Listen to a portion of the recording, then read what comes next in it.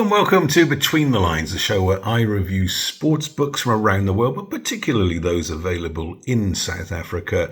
The big publishers will be represented, but if you've got a self-published book or anything in between, we'd love to hear from you. Do get in touch. There's the email address. It is sportbetweenthelines@gmail.com.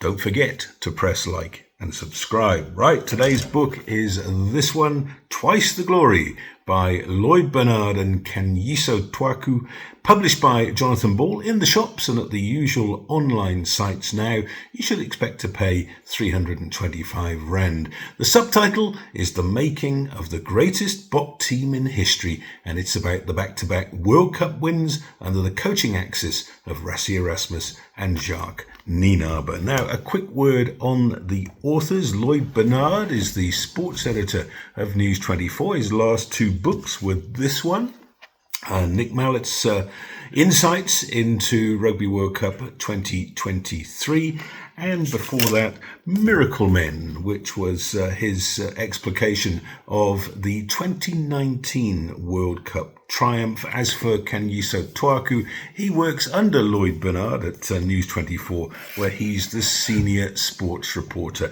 and this is his first book, so well done.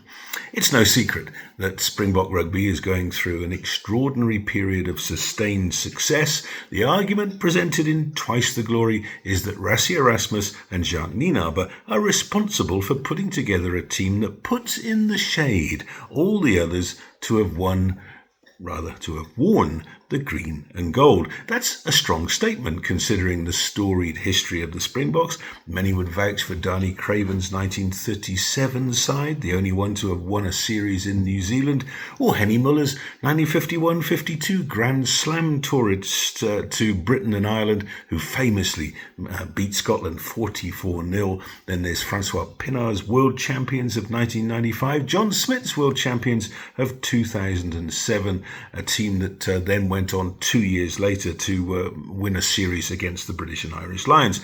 A case can be made for all of them, but Twice the Glory argues in favour of the teams to have represented South Africa between 2018 and 2024. And the plural is important here. For just this year, no fewer than 52 players have played for the Springboks, a number that includes 12 new caps. The real achievement of the coaching staff is to create an environment with such a depth of talent that it really doesn't matter who takes the field from week to week.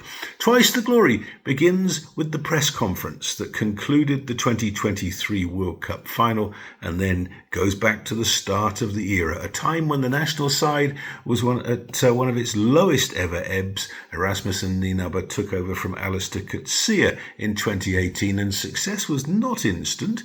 In 2018, they won 7, lost 7, and had to beg an impatient public for time to turn things around. Well, that happened in spades in 2019. The team's only defeat that year was to New Zealand in the opening match of the World Cup in Japan, and the Boks went on to win the Webb Ellis Trophy under the wise captaincy of Siya Kolisi, and in 2023 they did it again as South Africa became the first nation to win the Rugby World Cup 4 times. Now, Twice the Glory tries to encapsulate the Erasmus-Nienaber era and doesn't spend too much time dwelling on the past.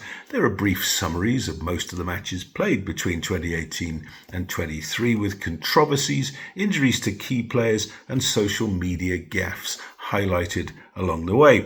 It would appear that the authors were able to spend time interviewing Jacques Nienaber, and his insights are generally enlightening, although I do wish the frequent and unnecessary swearing had been edited out.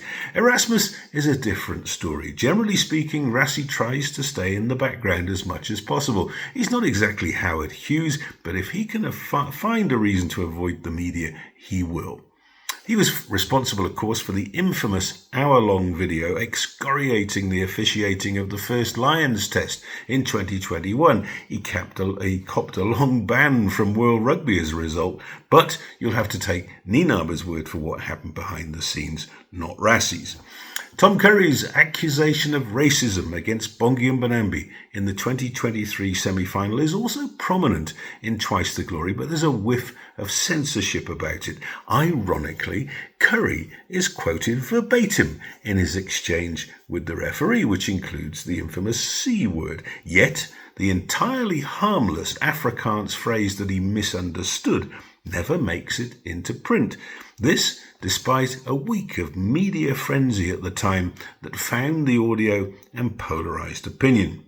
So let me go about rating the book. Published in November, it's clearly aimed at the Christmas market, and as a stocking filler, it does the job. But I'm sorry to say that it doesn't go any further than that. Well, comparisons are odious, particularly between a well-priced paperback and expensive hardback, but if you're going to buy a Bok book this Christmas, make it this one. Mike Greenaway's marvellous Bok to Bok. There just wasn't enough meat on the bone for me in Twice the Glory, and test matches brushed hurriedly aside, press conferences given far more attention than they deserve. I suspect the publisher is to blame for the unsubstantiated claim on the cover, since there's little in the text to expand on the claim of the greatest Bok team in history. There is a book to be written, putting the teams of Erasmus and Ninaba into historical context, but this isn't it. As a result of the period, it has its place, but no more than that. So I give it 4 out of 10. That's it for this time. Thanks for listening. Don't forget to press the like button and subscribe. We'll see you next time.